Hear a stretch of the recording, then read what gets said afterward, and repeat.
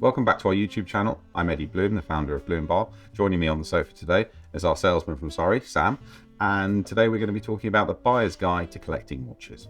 So the team have tasked us with putting together two ideal collections, one under £10,000, one under £100,000. Sam and I have both picked some watches that we would put in those collections. So we're going to see what we've picked and give some general advice on collecting watches. I had a good think about this. Obviously, a lot of different watches you can pick from, different brands. I started off, has to be an Omega in my collection, has to. So I chose a Speedmaster, having a look online. You can pick these up for around £4,000, full set, box papers. I just think you have to have an Omega in your collection. Oh, I totally agree. I actually think putting together a collection of watches under 10,000 is a lot harder than putting together a £100,000 collection. And I actually don't think there is that much to pick from. Okay, so you've used up, let's say £4,000. You've got 6 left to play with. What's next? The second I picked was actually a Tag Monaco. Tag Heuer Monaco. Really? Yeah, I really always liked Monacos.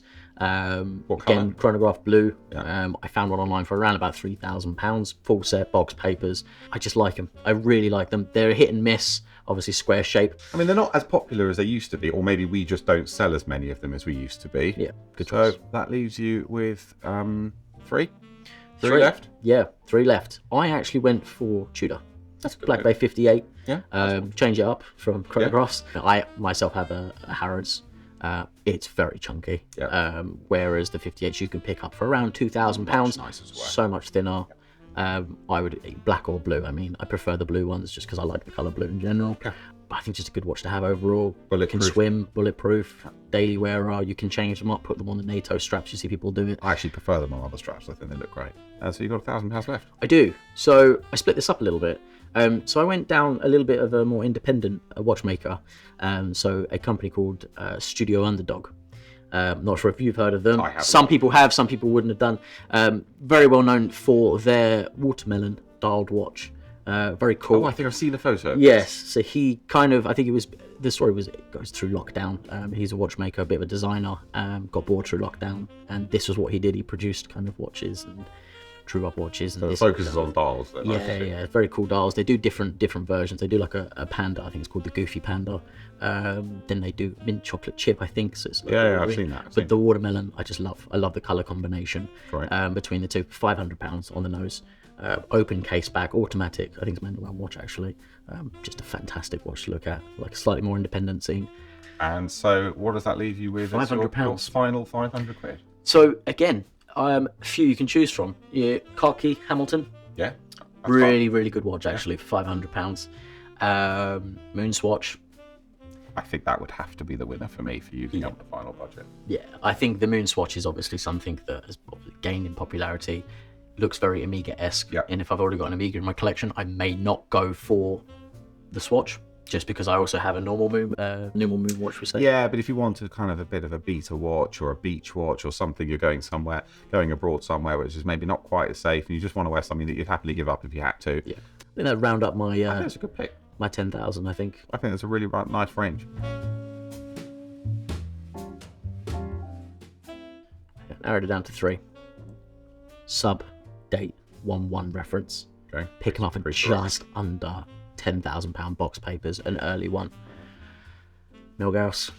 I have myself a little bit of change as well, but I like my Milgausses. Top one. I do love a Milgauss. And I actually went for a JLC Jewel Face, Lovely. which I think are around £9,000. You can pick them up for. Limits you slightly because obviously a bit more dressier, and then you don't have anything as sporty. I think the nice thing about the subs are dress up, dress down them quite easily, but there's just something about a Reverso. Yeah, I think if it's going to be one watch and it's something you wear every day, and obviously it depends on lifestyle, but especially if you've got, I don't know, if you've got young kids or whatever, and you need something that you can be quite active with and get wet and whatever you need to do, I think it's probably got to be on a metal bracelet. Yeah. Out of the two, it's Something sub more first. versatile. Out of the Milgauss. I love my Milgauss. I love the Milgauss I had for a while, but the sub is the one I think for me. So I got 10,000. Yeah. You're the big boss. You get 100 to spend. Slightly harder, I think, on your end. I think there's a lot more to choose from. Yeah, I agree. So what do you put in your collection? So there's a reason why some of these watches stay in my collection, and I'm known to chop and change watches quite frequently, but there's a few that have just been in there for ages, and that's because they're really, really usable watches, and I love them. And I've got young kids, I need quite versatile watches, and this specifically is top of the list. This is a 1974 1680 red sub. I bought it a number of years ago. I absolutely love it. Budget wise, for a pretty decent one with original dial, we're going to be talking somewhere in the region of 20,000. Yeah. That could be 20 to 25 depending on what it might have with it, what accessories, but let's call it 20 for argument's sake. So for me, that's where I'm starting. Then another watch which I own, which is the most recent green Reverso. Yeah. Truly understated. You can slip it under your shirt, your jumper. No one needs to know it's there, and it's just quintessentially classic. Value wise, somewhere in the region of 7,000, maybe 8,000. So I've used up, let's say 27,000 for now. What's next? Something we haven't sold for a long time, but we used to sell lots of them, and I've always loved them. Omega Speedmaster Ultraman. Oh, fantastic. Absolutely A fantastic. watch I absolutely adore. The last one we ever had, I sold to one of my best friends, and he was really umming and ahhing about whether to actually take it, and I kind of had to really force him or convince him to take it. Now I'm wishing I hadn't, and I'd actually That's just kept so it. cool. It was probably 6,000 at the time. Now they're about 13. So 20, 13 and 7, we're up to 40. Next watch on the list for me, I'm going to go with something versatile, sporty, but that also carries quite a lot of prestige at the same time. And for me, that's a Patek Philippe Aquanaut 5167A. So that'll be a stainless steel, black dial, black rubber strap Aquanaut. Currently trading at around £50,000 for a pretty new one. We've actually just sold one today. I just love them. They are, not everyone loves Aquanauts. Not everyone loves rubber strap watches. They think that they could go out of fashion at some point if rubber kind of goes out of fashion. But I absolutely love them. They're so light. You don't know they're on the wrist. They're easy to wear. They're easy to wear. They're quite subtle. You can hide them quite easily. You could dive in a pool or go and dive in the sea with it and not have to worry about it too much. Yeah, definitely a top one for me. Okay, so you've got, I think, £13,000 left to spend. What do you go for? So in my mind, I thought I had more money left to spend. That's not good. But at the same time, I also feel that if you've got £100,000 to spend on a collection, what's the difference if it's 105 or 106? So I'm going to go with this anyway, even though I've miscalculated it. I had written down a ceramic GMT Pepsi Okay. on Jubilee. Yep. I love that watch. Every time we sell one, I'm a little bit jealous that I haven't just bought it for myself. Classic Rolex. Absolutely love it. Price wise, right, somewhere between 16 and 18,000, probably depending on which bezel you've got or what mark of bezel. So although I can't count and I have gone over the budget somewhat, I'm not going to change my mind. Those are the watches I would have. You're welcome to take one out.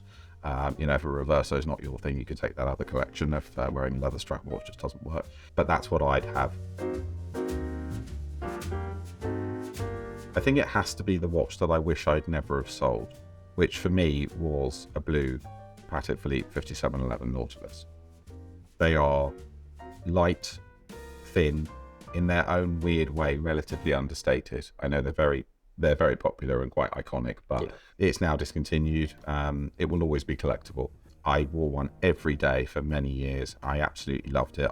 I sadly parted with it. I wish I hadn't, so top of the list for me. And if I had a bit of change left over, I'd probably buy some nice accessories. Nice watch box, a really cool safe maybe. I thought you were going to go with the Patek cufflinks. I have to wear a shirt to wear a cufflink. That's true. Not That's allowed very to wear a true. shirt. That's very true. So yeah, I think there's lots of really, really cool accessories you can buy these days, from boxes to winders Winders, to leather goods, some really nice custom made straps, really cool safes with built-in winders and all kinds of things. So yeah, I found a way to spend. Good choice. Good choice. So go back a step before buying the watch. Who are you buying it from? Okay. What are you buying? Cheapest is not always the best. Who are you buying it from?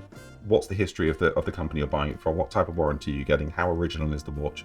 Has it been over polished? Just check it out properly and make sure that who you're buying from, which is more, which is the most important factor, and make sure that they're the right people. Okay. Secondly, make sure the second you walk out that door, the watch is insured in some way, shape, or form.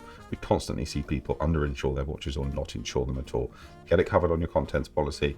Get some standalone watch insurance. We have a collaboration with a company called Zing Cover. They're great for standalone insurance. Thirdly, be aware of your surroundings. Be aware of where you're going and what you're wearing to that event or whatever you're doing. Summer's day, you're in a t-shirt in the middle of Knightsbridge or Mayfair, sitting outside in a restaurant. Don't wear your flashiest watch. Just wear something understated. Don't draw attention to yourself. There's a fourth point, even though you only asked me for 3. Okay. Enjoy your watches. We see too many people with massive watch collections who don't actually enjoy them. Doesn't matter whether you're spending £1,000, £10,000 or £100,000. Rotate them, enjoy them, get the usage out of them. So a lot of these watches are handcrafted. A lot of time and energy and expertise went into making these watches and making them as perfect as they could possibly be. They are there to be enjoyed and loved. And if you're not going to enjoy it and love it, let someone else enjoy it and love it. And if you have a watch in your collection or many watches in your collection and you're just not enjoying them anymore, or they haven't come out safe for years, give us a call. We'll tell you what it's worth. You might have made money on it. You might find that the value of the watch isn't moving very much, and you could recycle that money into something else that you will enjoy. And we'll tell you what it's worth. We could buy it from you. We could sell it on consignment. There are lots of things we can do. Or if it's something you've been looking for ages and you can't find it, we'll help you find it. That was fun. I enjoyed that. Really good. Really good. If you'd like us to do something like this again, maybe a different budget or specific brands or even vintage pieces, then please let us know. Please comment below. Please subscribe. Thank you very, very much for watching, and we'll see you again soon.